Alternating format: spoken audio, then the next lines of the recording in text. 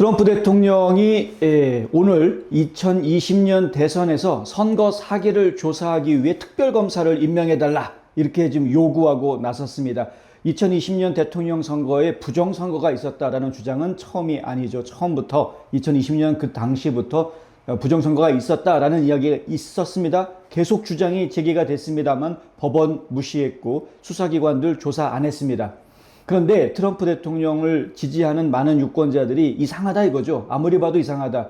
부정선거의 증거들이 여기저기에서 발견이 됐습니다. 펜실베니아주에서, 애리조나주에서, 조지아주에서 여러 주에서 사실은 부정선거 증거들이 이야기가 됐고 그것들을 가지고 다큐멘터리 영화까지도 여러 편이 제작이 돼서 전국 순회 상영까지 다 이루어졌습니다만 그럼에도 불구하고 여전히 법원은 무시했고 그리고 조사기관들, 수사기관들은 수사를 하지 않았습니다.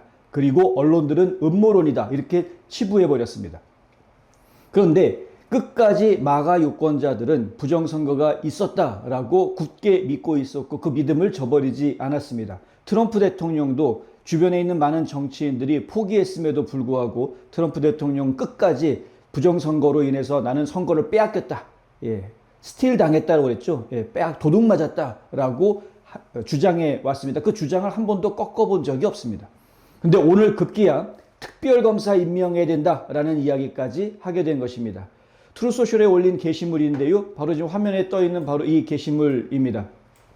여기 보시면은요, Zero Border이라고 해요. Zero Border Crossing. 뭐냐면 지금 남부 국경을 넘어오는 불법 입국자들이 지금 제로가 된 지 벌써 한 달이 됐습니다. 어제 백악관에서 캐롤라인 레빗 백악관 대변인이 기자 브리핑을 할 때 가장 먼저 이야기했던 것이 바로 그것이었습니다. 지난 한 달 동안 단 한 명도 국경을 불법으로 넘은 사람이 없었다.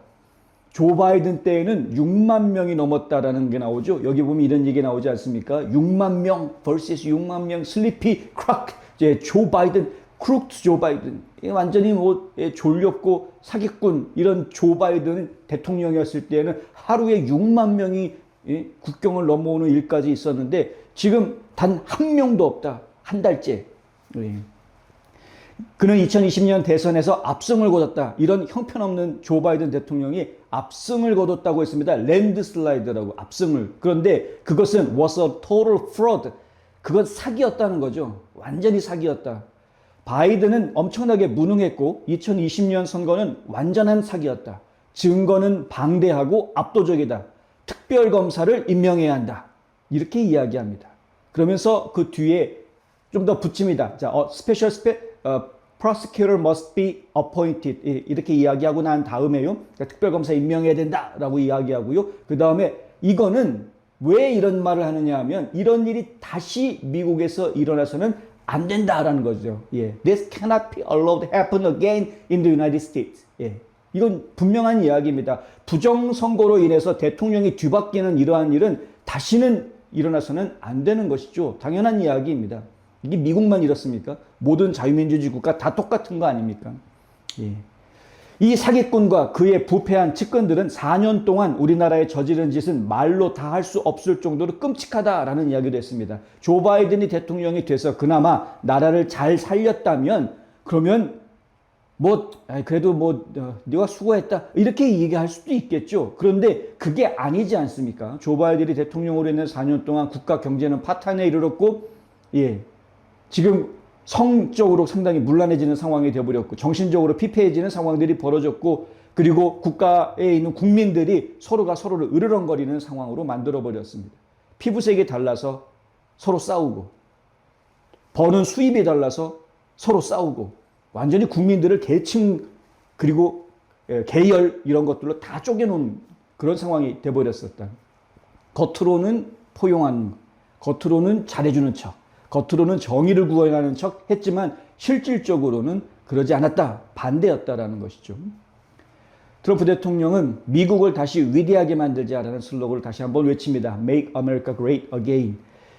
자, 트럼프 대통령이 특별검사를 요구하게 된 이 상황은 바로 앞서서 FBI가 중국이 2020년 선거에서 대규모 위조 투표 계획을 실행하기 위해 위조 운전면허증을 대량 생산했다라고 보고한 데 따른 것입니다. 이 보고는 월요일 거쳐서 화요일에 일반적으로 보고가 이루어졌고요. 저희도 수요일, 목요일에 연이어서 보도를 해드린 바 있습니다만, 이것이 원래는 묻혀질 뻔했던 거였죠. 그런데 다시 드러났습니다.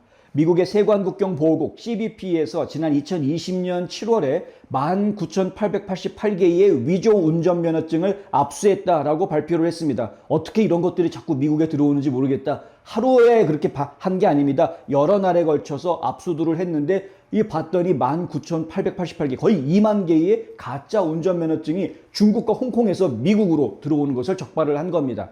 그런데 당시에는 이것이 즉각적으로 부정선거와 연결되지 않았었습니다. 왜냐하면 FBI가 조사를 안 했기 때문이죠.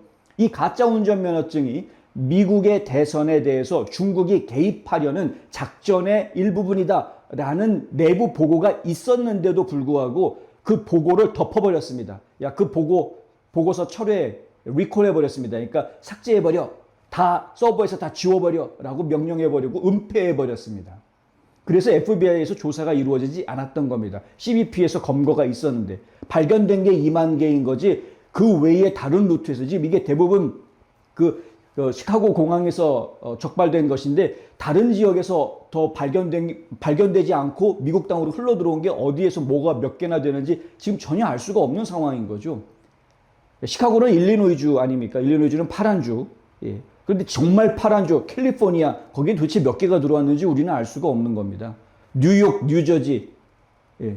중국이나 홍콩에서부터 항공편들이 계속 매일 들어오는데 거기에 몇 개의 운전면허증 가짜가 들어왔는지 우리는 알지 못한다.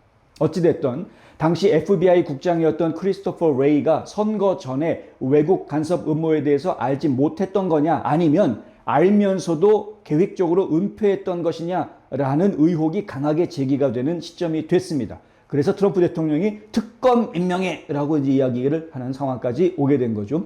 그들은 2020년에 대규모 부정선거를 저질러 결과에 영향을 미쳤다라는 트럼프의 주장에 다시 불을 지피게 만드는 것입니다. 자, 조사들이 일부 지역에서 조금씩 있었습니다. 조지아나 텍사스 같은 공화당이 이끌고 있는 주에서는 부정선거 신고 접수받은 것에 대해서 실태조사라는 것을 하기는 했습니다. 그런데 그 실태조사를 통해서 발견된 부정선거 사범이라는 것이 손가락으로 꼽을 정도로 몇 명 되지 않았었고, 이들이 다루었던 부정선거 투표용지라는 것이 그냥 몇백 장 이 정도 수준이었던 겁니다. 그러니까 선거 결과를 바꿀 만큼 큰 부정은 없었다, 이렇게 결론이 나버렸던 상황이었습니다. 그런데 그 정도의 부정이 아니라 이렇게 가짜로 몇만 개씩 운전면허증을 보내서 투표할 자격이 없는 비시민권자들, 유학생이나 혹은 친중 인사들한테 이걸 쫙 뿌려가지고 선거권이 없는 사람들이 나와서 투표할 수 있게 만들어 주었다라는 이러한 조직적인 움직임, 그것도 대규모의 움직임, 이러한 것에 대해서는 일체 지금 확실한 증거를 제시한 것이 없었다라는 거죠. 정황 증거는 나온 것이 있었는데 뭐냐면 지금 필라델피아 같은 경우에는 갑자기 새벽 3시에 우체국 차가 투표소로 왔습니다. 개표소로. 새벽 3시에 개표소로 우체국 차가 와가지고 박스들을 막 내려놓습니다. 대충 계산해 보아도 한 10만 표 이상은 될 거다, 뭐 이런 추정이 나왔는데, 근데 그 박스 내려놓은 이후에 갑자기 어떤 일이 벌어졌느냐, 바이든 표가 갑자기 수직 상승하는 상황이 벌어졌다. 전국적으로. 새벽 3시. 바이든 스피크라고 저희가 부릅니다. 말도 안 되는 일이 갑자기 벌어지고 그 시점을 기준으로 해서 트럼프가 이기고 있었는데 갑자기 바이든이 확 한순간에 따라올라잡아서 계속 바이든이 이기는 것으로 결론이 났던, 말도 안 되는 상황을 저희가 보았는데, 근데 이런 정황 증거는 있었습니다. CCTV 카메라에 다 잡혀 있었으니까. 그런데 이 투표가 가짜 투표다라고 했는데 아무리 조사를 하려고 해도 조사에 제대로 협조도 해주지도 않았지만, 조사를 아무리 해보려고 해도 이게 가짜 투표다 혹은 부정 투표다라고 증거를 찾기가 어려웠던 거죠. 애리조나주 메리코파 카운티 같은 경우도 상당히 심각한 문제가 있다는 주장이 계속 제기가 됐습니다. 그래서 3번이나 재검표를 했습니다. 정말 체육관 빌려가지고 놓고서는 사람들이 모여가지고 CCTV 카메라로 24시간 생중계하면서 일일이 다 재검표를 해봤습니다. 그런데 발견을 못한 겁니다. 도대체 뭐가 가짜표고 뭐가 문제인지 도대체가 발견이 되지가 않았던 거죠. 대량으로는 뭐 기껏해야 100장, 200장은 발견이 됐지만, 그래서 이게 도대체 어떻게 된 걸까 의아해했던 것이었는데, 최근에 FBI가 과거에 이런 보고가 있었는데 가짜 운전면허증 뭐 이런 걸 해가지고 보고가 있어. 중국이 이렇게 개입하려고 했다. 이런 보고가 있었는데 그 보고를 은폐했었다. 그래서 조사를 하지 않았다. 이렇게 된 겁니다. 이거야말로 진짜 스캔들이 아니고 뭐가 스캔들이겠습니까? 그렇죠?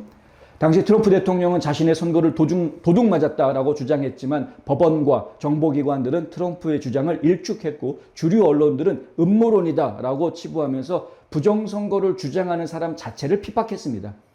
오정보위원회라는 거를 바이든 정부에서는 만들어가지고 FBI라든가 국토안보부라든가 이런 정부, 연방정부 기관에서 이 트위터, 페이스북, 유튜브 이런 것들한테 정보들을 보냈습니다.